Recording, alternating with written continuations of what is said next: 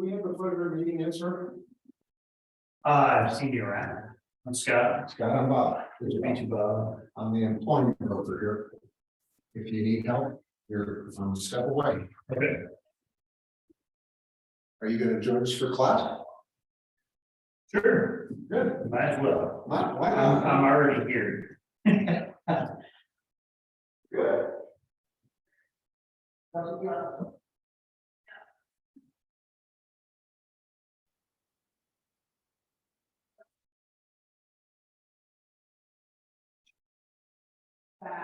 Bad.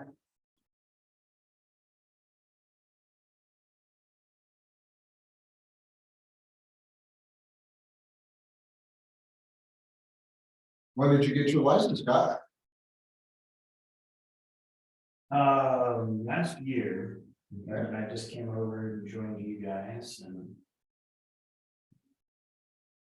Where just were you at? working on my database and Good. all that kind of good stuff. And soaking in all the knowledge I can. There you go. Let's see. Um.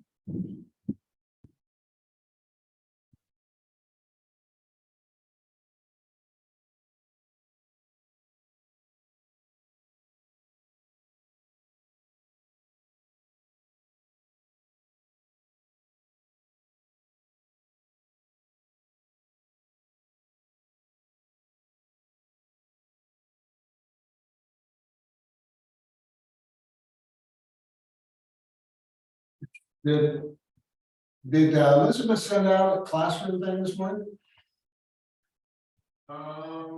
Did you see one?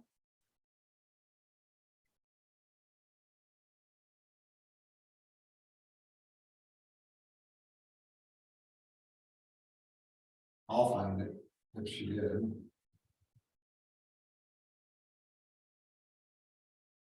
Elizabeth? Yeah, you do. Okay. I think I found it, yep.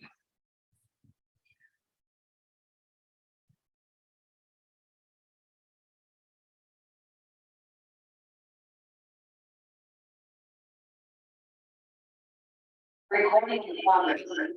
Huge man.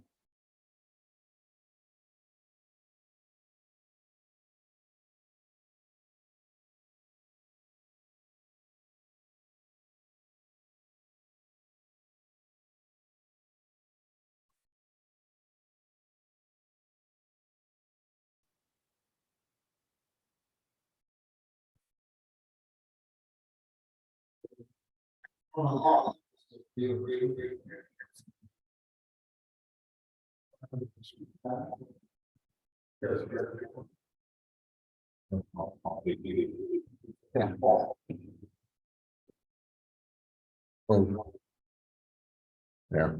Which one is it? Leave computer.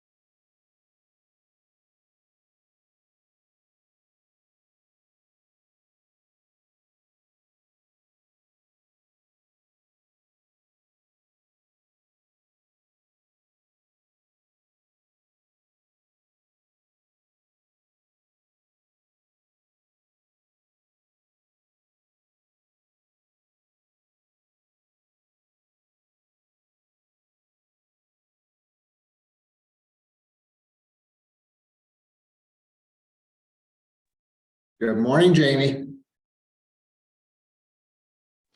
Good morning. How are you? I'm okay. How are you? Good. Good. Any questions you have on anything kind of around what we're going to be talking about today? Because you don't know what I'm talking about. I don't know what you're talking about, so I can't say I have any questions. Okay, how about other items? I don't. What? Don't. I'm just You're all knowing, all omniscient now, right? yeah, right. Okay. Kidding, come. Can I release? Release. Come, girl, come boy. McKinnon.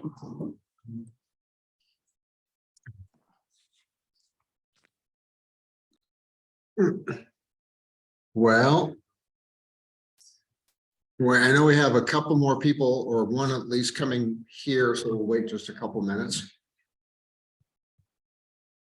And we have a newer agent in the back there. That's Scott. Hi, Scott. Hello. This is Jamie. She is, how long have you been with us now? 2 years-ish? Yeah. 2 years.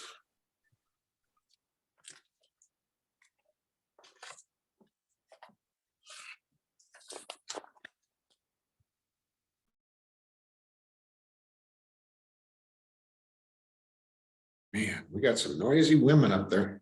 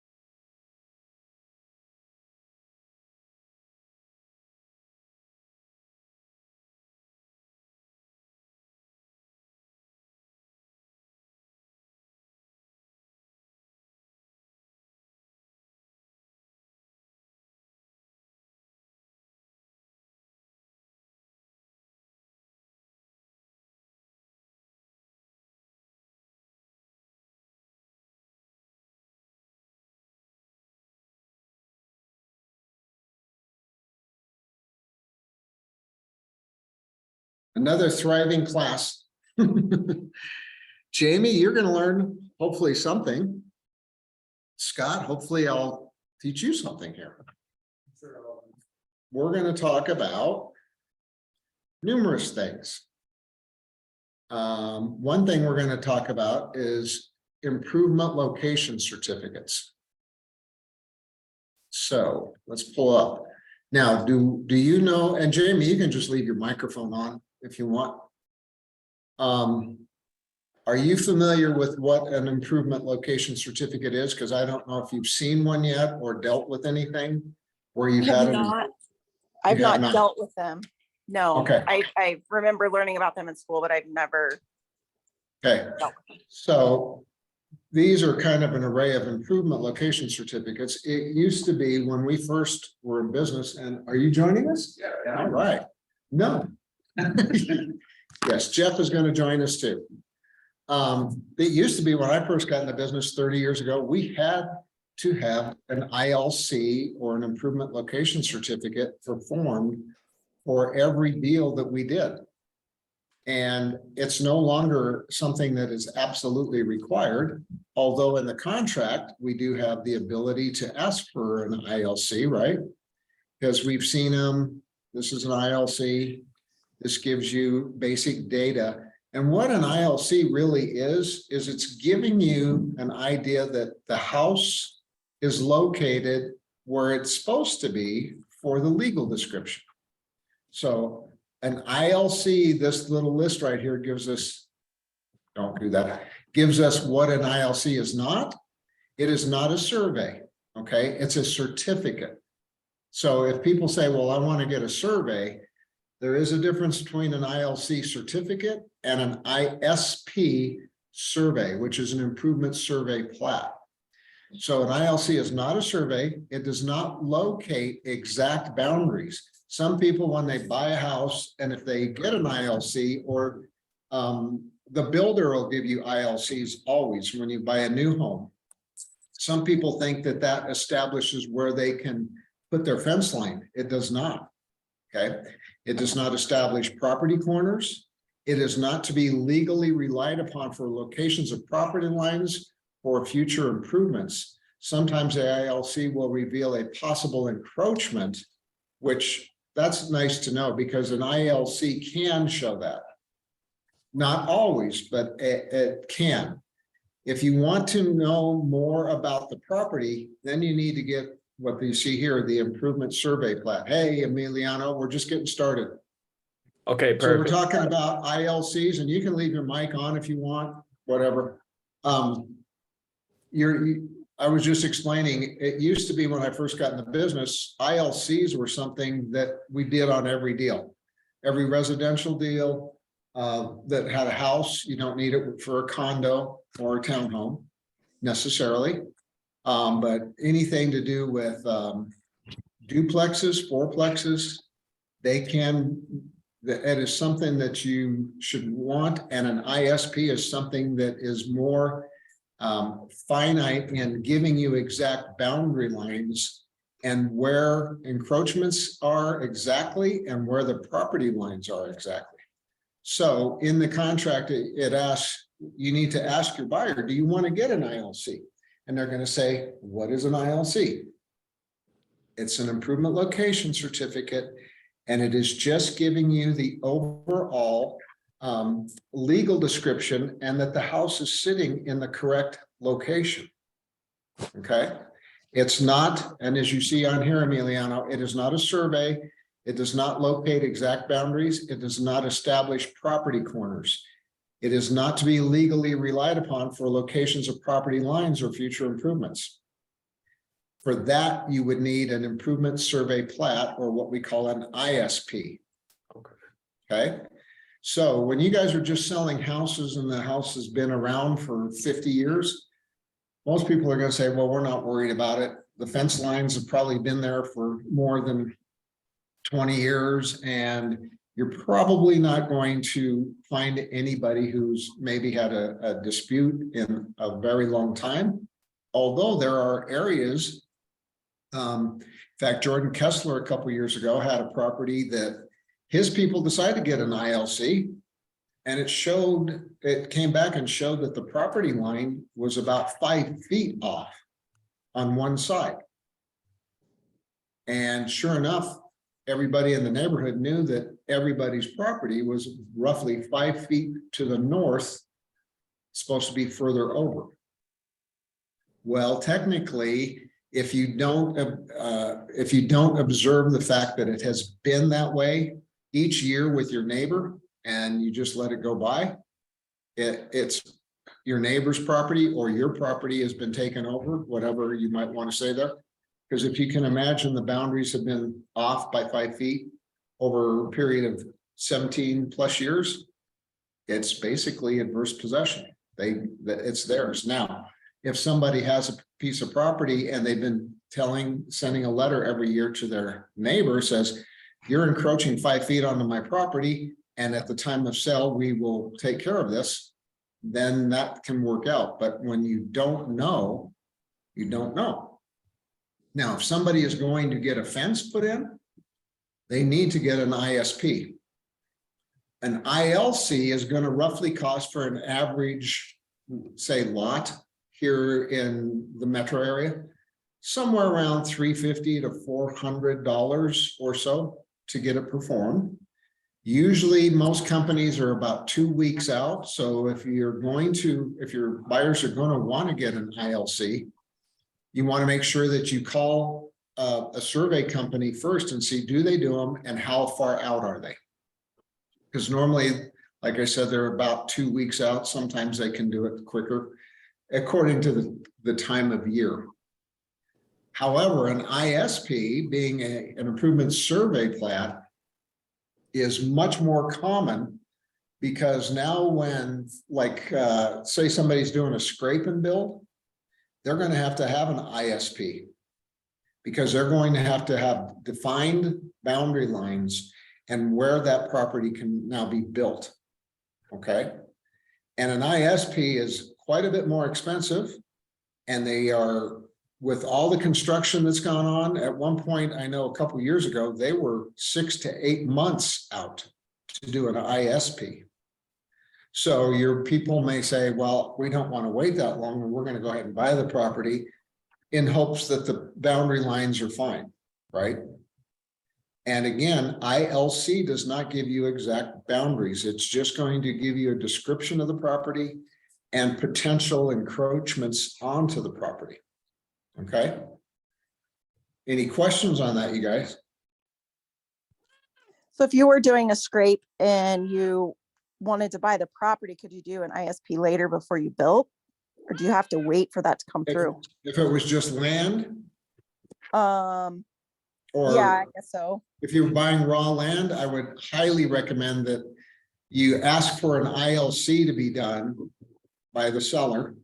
And then if they're really concerned that there might be some issues, because maybe there's a lot of properties bordering or completely around the property, then they may want to get an ISP up front. But I think usually an ILC is going to suffice for most everybody. And oftentimes, when I'm listing a property, like I have a horse property listed right now with Johnny Sonino out in Elbert, we told the seller it would be a very positive idea to get an ILC performed on the property, so that we have that to give to a potential buyer, so they know that pretty much where it is, and that the fences are probably in line and okay. Now, on an 80-acre parcel like that, it was $4,000 for an ILC. Okay. For an improvement survey plat, you might be looking at $10,000. Okay, it's quite a bit more expensive, but it's more detailed. So on this second line here, it says checklist of what is needed. Show property lines and boundary dimensions and bearings. That's what will come with an ILC. Show major improvements, permanent structures, plat and apparent easements shall be shown.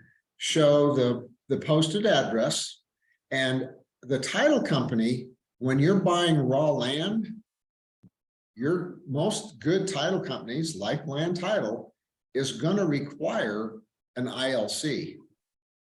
They're not going to just let you buy a piece of land and nobody really knows where everything is within reason. So they want to make sure that the legal description of the property is shown on an ILC. Last year, I sold a piece of land, 5 acres up in Loveland. And it was strictly vacant land. And the seller was selling off 4 lots in this subdivision, a gated community. And the 4 lots were owned specifically by him. Since he had bought the lots, he had done an improvement of putting a road into the 4 basic lots. They were all 5 acres. And had road put in with the cul-de-sac and everything. And all that they gave us was these, a description of the road that had put in, but they said we didn't need an ILC because they had pulled up a survey to do the road. Well, the title company still required that we'd have an ILC done on that particular lot that we were purchasing. And I was very glad to hear that, because the first title company that they had, the seller had hired, were not going to require an ILC. Fortunately, it turned out that the title company was going to be more expensive for some of the closing fees, and so he switched to land title. And when they did that, we were glad, because then I called up the head of the department up in Fort Collins with their survey, or not their survey, but their legal department in land title. And they said, we will definitely require, because they put in a road after the fact. We don't know, how it affects the lot. So they did require an ILC for the lot. Okay, you're going to run into more issues with vacant land than you are with homes on lots that have been there quite a long time. And you can still run into issues if it doesn't get recorded correctly. So I had a property here in Arvada that before I knew her, this gal had bought a property, and it was a foreclosure, and the lender didn't require an ILC, but the title company required the ILC. Somehow it got recorded incorrectly to the wrong address. And then when I went to sell her property 6 years later, her legal description was for a house in Green Mountain. So it took about 6 weeks to get that straightened out to where we could sell the property and have the correct legal description for the title company. Okay. So once in a while, you run across these very strange things that come up, and you don't know unless you ask, right? So it's a good idea before you go on a listing appointment, or when you go on your listing appointment, ask your seller, do you happen to have a copy of an ILC?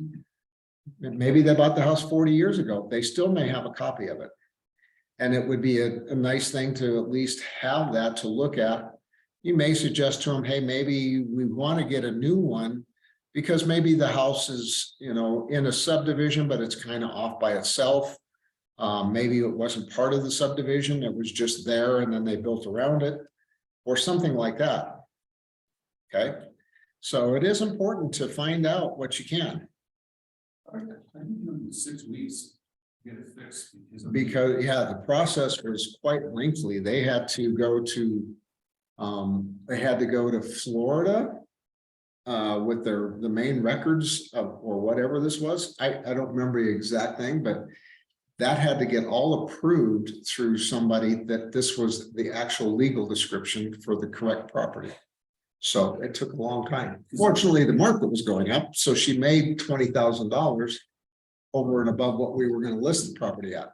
Even this was 10 years ago.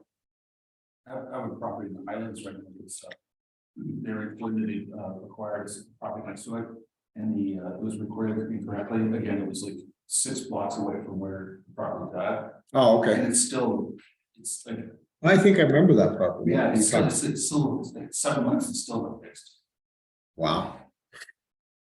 Well, It's fun. not sure what to say about that one. So did they end up getting a survey or an ILC? A new one? Yes, got a new one, but I just caught them up in the courts right now. Because part of it was they went to court to landowners got in a fight.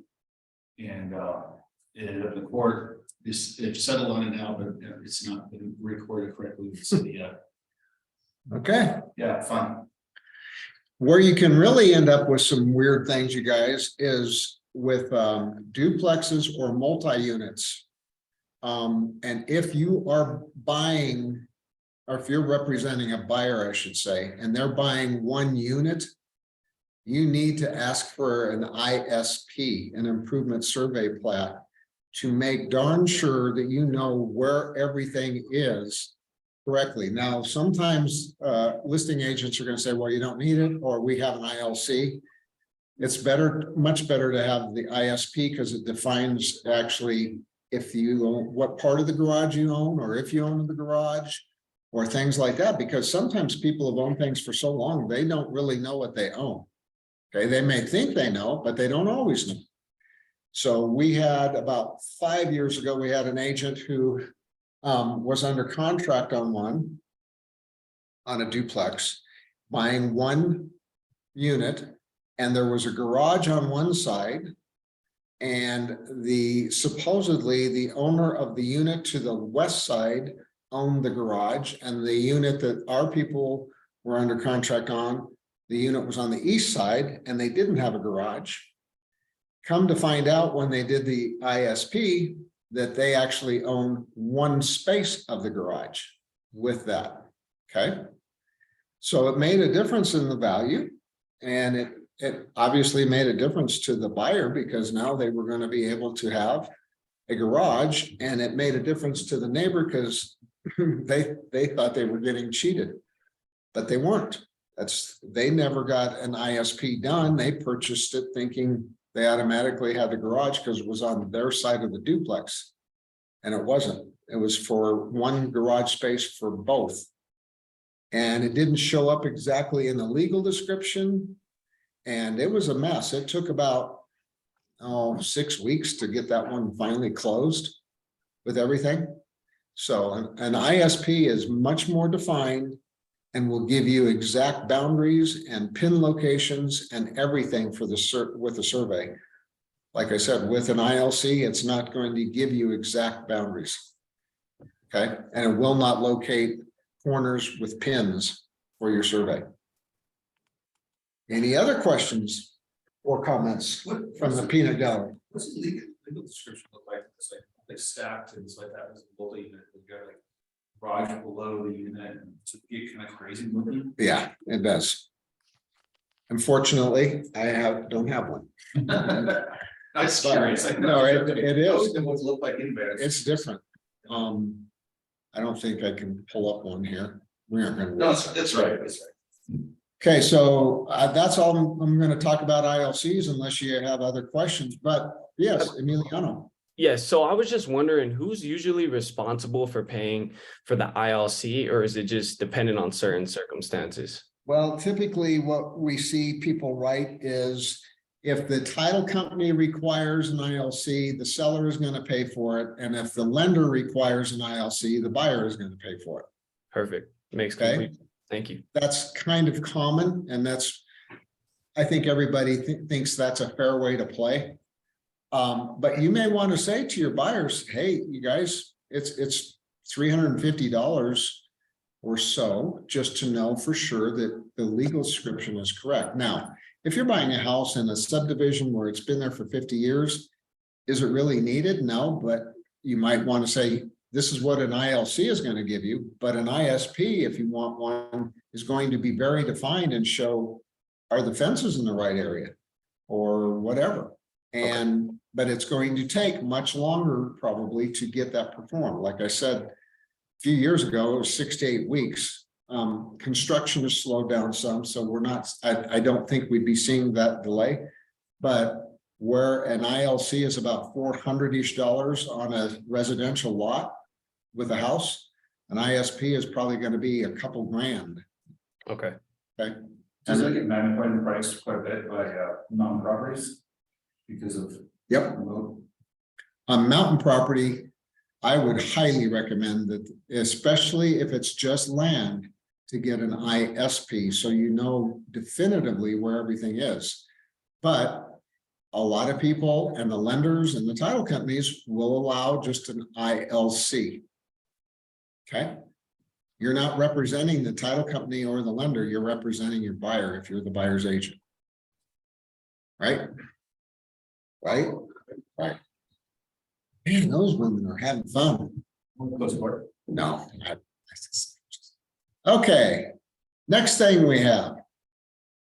What is this funny looking thing called?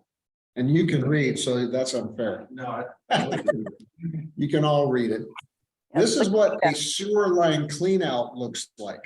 Now, your most homes until, I don't know, maybe 10 years ago are not going to have these out in front of the house as far as a clean out. Most new homes now, I think, all have to have clean outs located outside. What this does is allows somebody to come to the house and access the sewer line without going into the house. And as you see, this one curves and goes back into the house, and this one curves and goes out to the street and connects. So I wanted you guys to see these because sometimes you pull up, you know, and your buyer may go, well, what are these things? I'd like you to be able to know, well, that's a sewer cleanout. The cost for having one of these installed into a sewer line that does not have them currently is roughly around $2,500 to $3,500, just according to who you find and kind of the location. clay too. Well, this is PVC. No, I'm saying. And it'll go into and it does tap into it. Yep. So it's a very nice feature to have, and not that you'll necessarily ask for something like that during inspection, but if there's an issue with the sewer line, you may want to ask if they can have this installed as well. The seller would, in this market, would probably say pound of salt. I'm not going to do anything more than fix the sewer line because they're already upset that they have a broken sewer line. But it's worth knowing and maybe get it done. Because your buyer may think you're the champion of all time if you get that asked for and they do include it. Sometimes a sewer line company may say, we're going to need to install it just because of where it is and the fact that we need to be able to access it easier once it's repaired, whatever.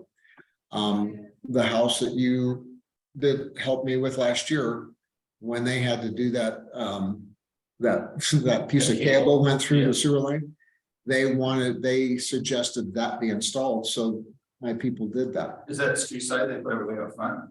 It's usually right outside the front door, like within 10 feet or less. I was just wondering if they installed it right there. They did. So they have two holes. Need one big hole and then you have the two pipes. I mean, and they fixed the clay, they had to go out to the street. They had to go, what they did is, he's talking about, I had a property last year where we actually didn't worry about having the sewer line scoped for my sellers because we had had it done 4 years prior when I sold it to them. Well, during those 4 years, they came along and they were installing, what was it? Fiber optics. Yeah, fiber optic cable. And when they installed the fiber optic cable, they drilled through our sewer line. Now, sewer lines are typically located about 9 feet underground. And optical lines are usually, I think they said were normally about 5 or 6 feet underground. Well, what probably happened is when they were installing the fiber optic cable, the drill probably hit something and it came down and it went right through the middle of our sewer line. And my people didn't know about it until we had it scoped. I didn't even know what it was till we had the sewer line company come out.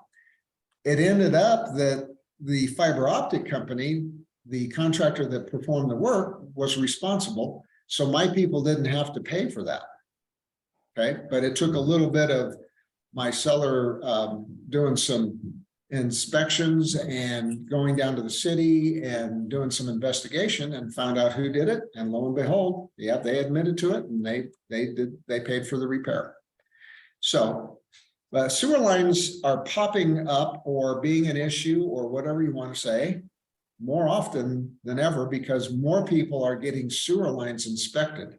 If you are working with a buyer, you need to have sewer lines inspected each and every time. And I don't care what your buyer says, say, well, what if I pay for it for you? We have a company that I've used now quite a few times, and there are other companies, but these guys are third party, so they will scope it, check it, and give you a very detailed report and video of what the problem is. They don't do repairs, so they don't care if it needs a repair or not. They're just going to look at it and give you the report. And that's a good thing to know, because it's just like Jocelyn in our office, who is, she used to be a DR Horton representative. She has a house listed up there under contract, and the sewer line was bent and crooked. And they didn't know, because when they bought a new house, what do? You assume that it's okay, right? I can't tell you, in the 10 years, about 10 years, I've made sure that people get a sewer line inspection, and I always pay for my buyers to get a full inspection on their new homes. And I've never, ever, ever not found an issue. Now, some of the issues have been minor, but I've found sewer lines that had pop cans or a piece of 2x4 in it. I've found insulation that was not installed in the attic numerous times. So don't just think because it's a new home that there aren't issues. Okay. So back to sewers. If you get them checked out, especially if it's an older home, you just want to make sure your buyer is safe and that they're not going to have any problems. Okay. Sometimes in really old, say 40s, I think 30, 40, 50, 30s and 40s for sure, there isn't a sewer line material, and I've talked about this before, called Orangeburg. And Orangeburg is made out of compressed wood fibers. Imagine. And that happened because during the war, they couldn't come up with enough of the materials needed for sewer lines. So they came up with the invention of this wood stuff. Well, it disintegrates over time because it's saturated with water all the time, and it's wood. Yeah. And you're going to find them in and around. If you talk to the sewer line people, they'll say, yeah, they can pop up anywhere. And sometimes builders used them because it was cheaper until they quit making it. And you won't know what it is unless you have an experienced sewer person. I'm not even going to bother pulling up a picture, but you can go and Google it and find out what it kind of looks like.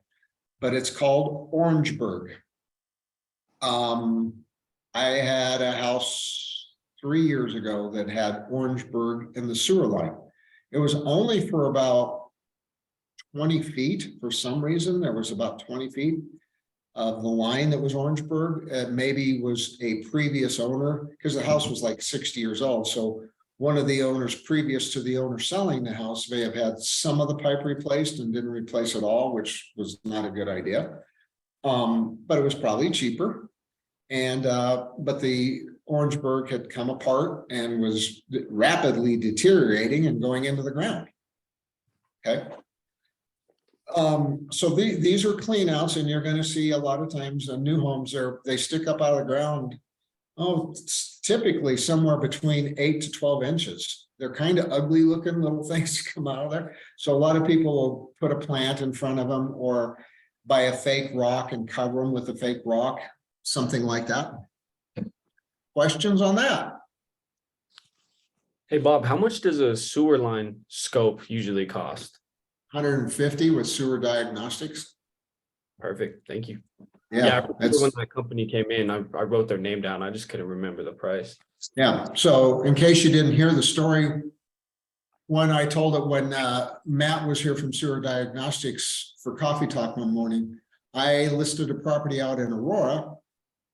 My seller I said, do you have any problems with the sewer line? He said, well, yeah, I'm going to have to get a sewer line replaced probably, because I had somebody come out and they scoped it and said, yeah, you've got a major problem in the sewer line. And he had a clean out already from the sewer line out to the street. And I said, oh, really? Did they what did the video show? And he said, well, I never got a video. I said, okay, I'm going to pay to get you a video taken. And we're going to make sure that that's true. Well, we paid, and by the way, the company wanted $14,000 to fix the sewer line. We had sewer diagnostics go out there and look at it, and guess what? The sewer line was in perfect shape for a 60-year-old house. Now, from the clean out into the house, the line was a PVC pipe like you see here, and it had what we call a belly. So it went from the clean out into the house, and it was about a 20-foot run, and it was sagging quite a bit. So it was full of water. That cost $880 for a plumber to repair, which we did before we listed the property. But we already knew we had a good sewer line out to the street, and we were done. So if your client tells you, well, I've had a sewer line checked and got it scoped and we're all good to go, make sure you ask them, did you get a video? Because what some of these companies do that come out to check it, they also do repairs, and they may have a video that they just give to everybody that a sewer line has gone to hell, and it's not their sewer line. So you'll notice that sewer scope people that are testing, they'll show the camera a lot of, if it's outside like a cleanup, they'll show the camera and point it at the address and surroundings and then put it down in the pipe. Or if they're in the house and they're down in the basement, they'll point it at the furnace, or they'll point it in areas around, so you recognize that this is indeed the house. It's not some other house that doesn't even apply. Okay. So, and once in a while, you might have something checked, and then maybe something happens when the buyer has their sewer line. Doesn't mean that the person that they've hired is a crook. It just might mean that something could have happened in the interim. Maybe you had it done a couple of weeks prior, and now something happened to the line. It collapsed or whatever. Something that I couldn't find any pictures of it, but I want you guys to pay attention when you go to show homes, especially in areas of older houses where there's sidewalks out front of the property. A lot of times you'll look at a house straight on, and maybe about in the middle of the house, the sidewalk is sinking. And you look at the grass, and the grass is also kind of in that sinking mode. That is oftentimes an indicator that the sewer line is leaking and the soils are getting moist and they're collapsing, and it causes that folding to occur. So I showed a house Saturday to some people, and the first thing I told them when they pulled up, I said, I just wanted to point out, you notice how the sidewalk is sinking quite a bit. And they said, yeah, what is that? And I said, it's a very strong indicator that that's where the sewer line is coming out of the house. And there was cracks in the street continuing from the sidewalk out to the street where it probably connected. And even the street was starting to sink. So had they gone forward with that house, obviously we would have been getting a sewer inspection. But it's just something to be aware of. And usually the sewer line comes out somewhere in the middle of the house out. Sometimes it's routed out the house, and like the house that Jocelyn has with D.R. Horton up in Berthoud, the sewer line actually goes under the driveway. And she sent me a picture yesterday and said, what do you think about this? When they dug up the concrete to put in fix the sewer line, there was a void of about 6 inches where there was no dirt up to the concrete. So the soils had fallen, and you basically had a hollow void underneath the driveway. So I said, not really sure what to do with that one. But perhaps the next thing we're going to talk about might be a very good fix for that, and much easier than taking everything apart and repouring a whole driveway. But we'll see. Any questions on a sewer clean out or some sewer lines or anything? And if you guys, let me just give you this number, because I really think these guys with sewer diagnostics are extremely good. And they're very affordable, very honest. And I'm just very impressed with them. So I offer to get sewer lines inspected with my listings if they want to. They don't have to, but I think it helps them. But Sewer Diagnostics, their office number is 720-551-7055. And every time I've called them, they have been able to go out the next day and do a scope for me. Now, that doesn't mean that every time you call them, they're going to drop whatever they can and do that, but they have, I think, 5 or 6 technicians out in the field that do that. And because all that they do is scope and then write up reports, they aren't trying to do repair bids and all of that. They just go out, scope it, and then do a report and send you a copy of the video. So it's a nice thing to have. And by the way, what if you sell a property with a septic system? Have to be inspected and approved. Has to be inspected. And can you do a sewer line inspection of the septic? You bet you can. And I would highly recommend it. Because a lot of times septic systems with homes on acreage are quite a ways away from the house, at least as far as, you know, the average home here in the city, and maybe further at times. And you have the tendency where there's more, maybe a dirt road runs over the top of it, or other weather things impact it, and you can have broken septic sewer lines easier, I think, than you do in the streets, because it's more protected in the street than it is if there's just dirt. So if you're selling a ranch or acreage property, make sure you tell your people, let's get the sewer line or the septic line scoped as well. And they can scope it all the way into the septic system and see if the septic looks like it's working correctly as well. Okay, but in order, and Jeff just brought this up, in order when you sell, at least in Jefferson County and other counties, require that the seller do a septic certification that they're going to give to your buyer prior to closing, so that you know it's okay. And what else is important with the septic system in the mountains? Aha. How about the size of the septic system and the number of bedrooms? So it happens that agents will list a house as it's a 5-bedroom, 3-bath home. And the septic system is good for 3 baths, for 3 bedrooms, period.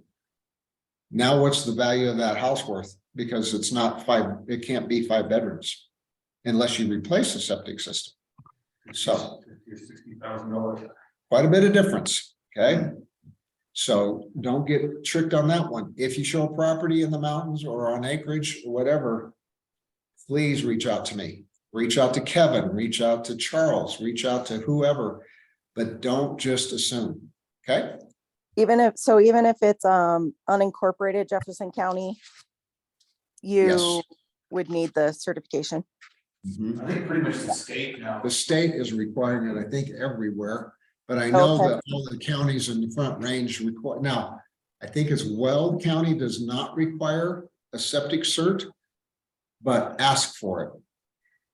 Okay, because you want to make sure that if you're selling a 6-bedroom home and your people have 5 children, they need that septic system to be right. And what if the septic system is only big enough for 3 people?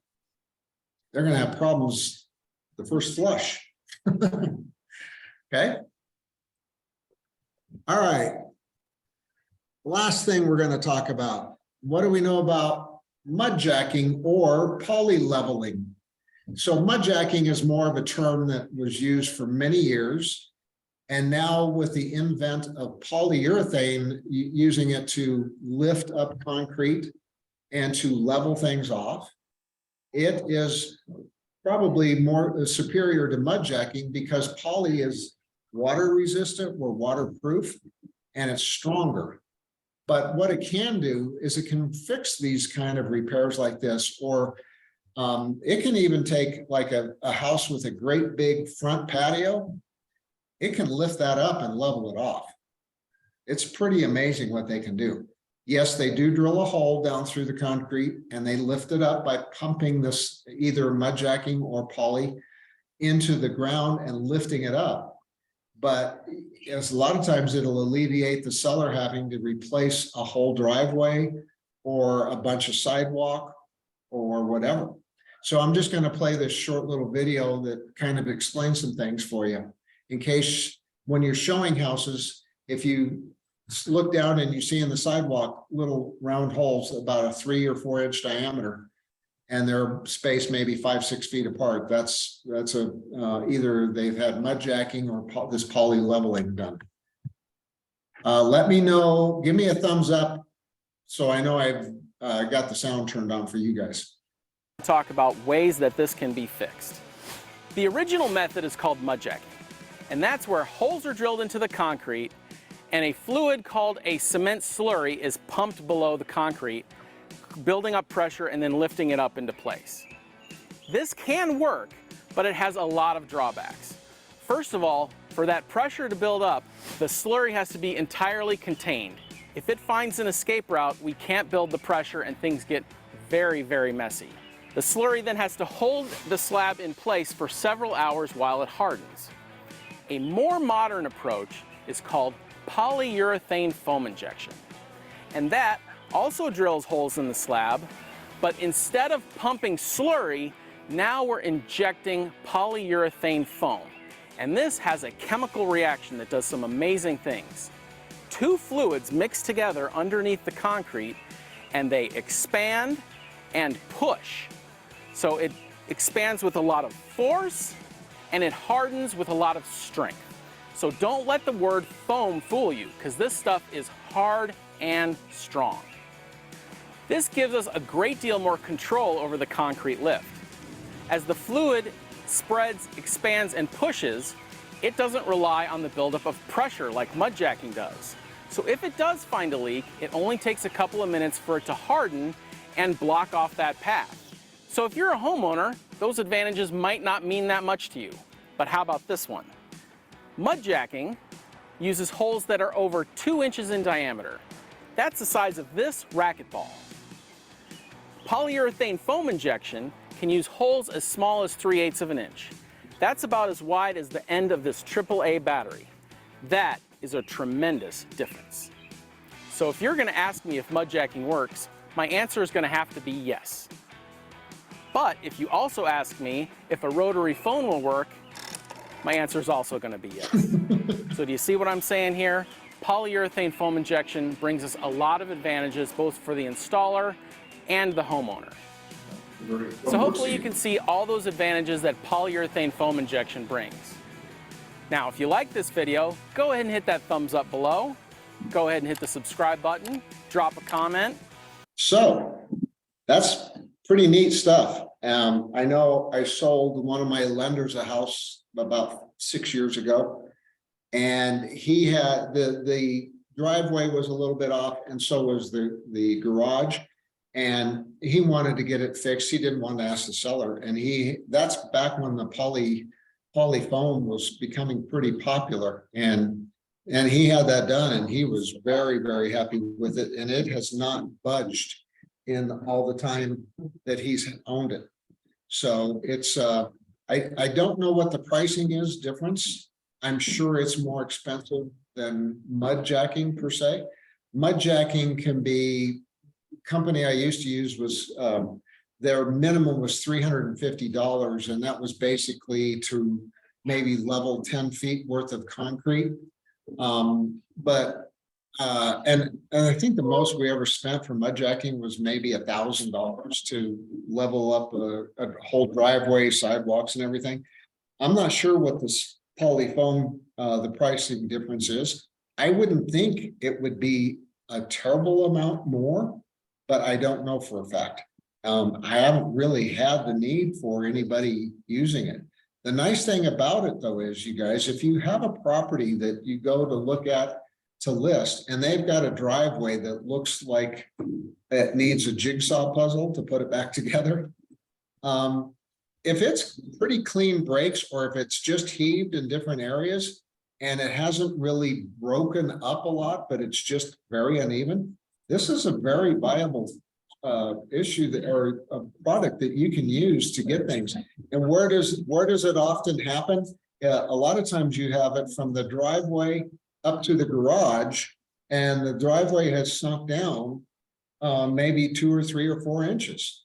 And people will put in a 2x4, you know, so they can get into their garage without having to go over a big hump. Mention to them, hey, what about this polyfoaming? And we can get your driveway raised up to where it's level with the garage, and it doesn't look bad. Because you pull up to a house and you got this driveway that's sunk, you know, 3 or 4 inches down below, and they got a board sitting there, they're not going to want to, they're going to ask for that to be fixed. Another big place where you see it, and I might be able to find, let me see if I can find something on YouTube, is in garages.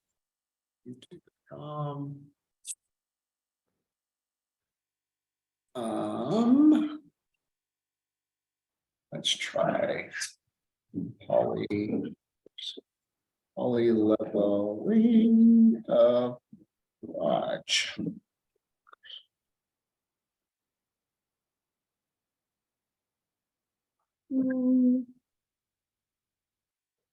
Nope.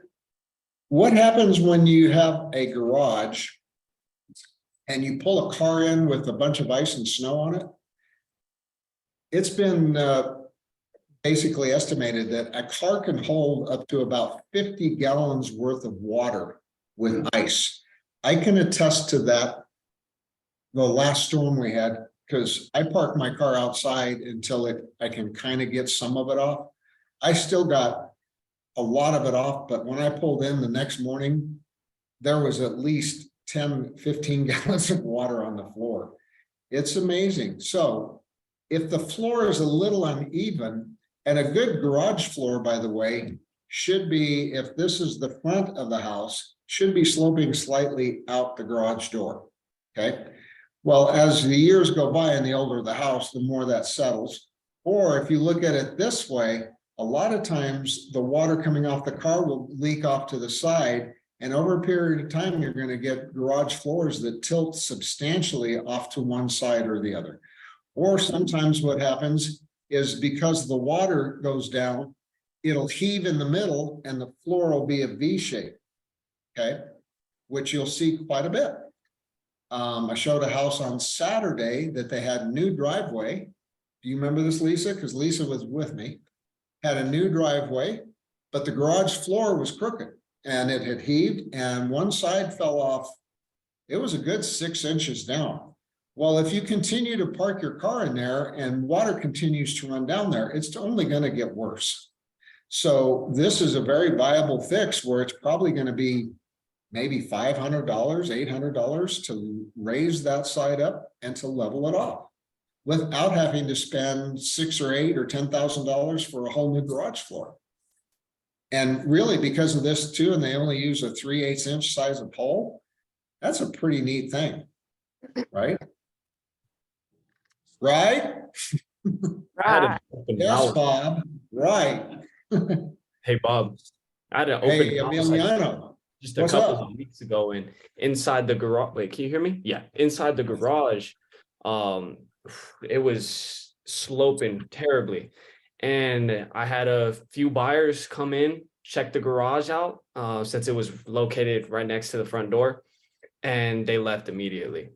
So I think that's something, if I was selling that house personally, I would suggest to my sellers just to spend the money so that we have a better opportunity to actually sell this house. Because that was, Were you showing it or doing an open house? I was doing an open house.